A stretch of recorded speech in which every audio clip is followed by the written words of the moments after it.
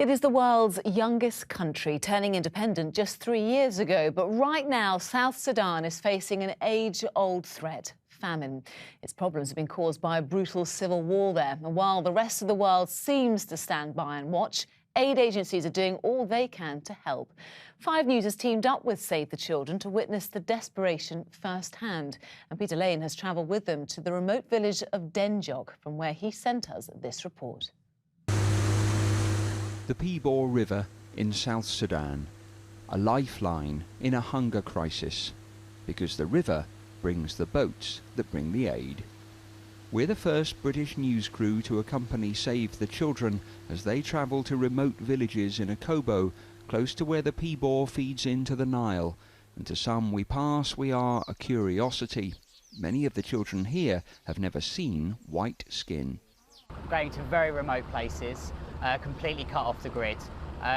You've got tens of thousands of people in areas like Akobo who are experiencing extreme hunger. So without the support that we're able to provide, we would see more children dying. As we travel upriver, we glimpse the wildlife and the way of life here. A canoe hollowed out from a tree. There are some fish to catch, but civil war has cut off large stretches of the water and paralysed local food supply.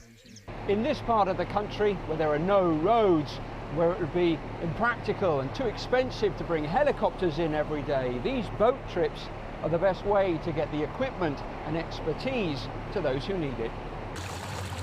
Today the boat takes us to the village of Denjok and a clinic the charity runs for mothers and their children.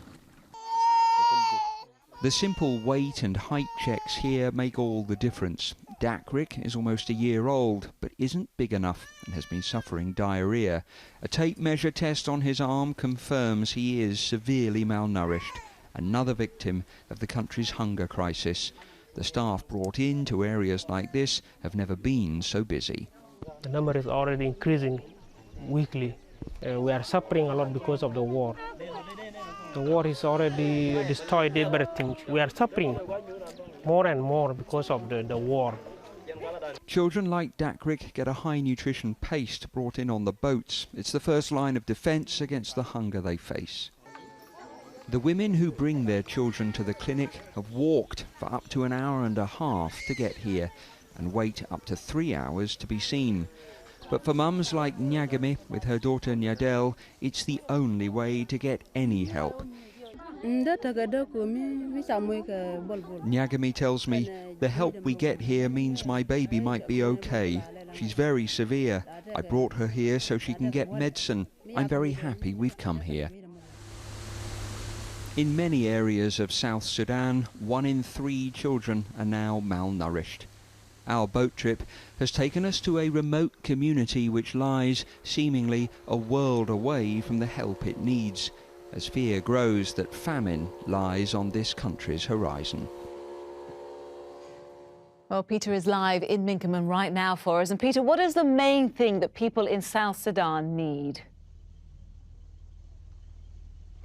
Well, you know, in the short term, Emma, it's all the things that you and I would take for granted. There are large areas of this country that just don't have access to enough food, to clean water, to the medicines people need. But in the long term, it's outside help from the international community to put pressure on both sides in the civil war. Because since we've been here, everyone we've spoken to shares the same fear that as the rainy season now comes to an end, there will be an increase in violence, which will make matters much, much worse.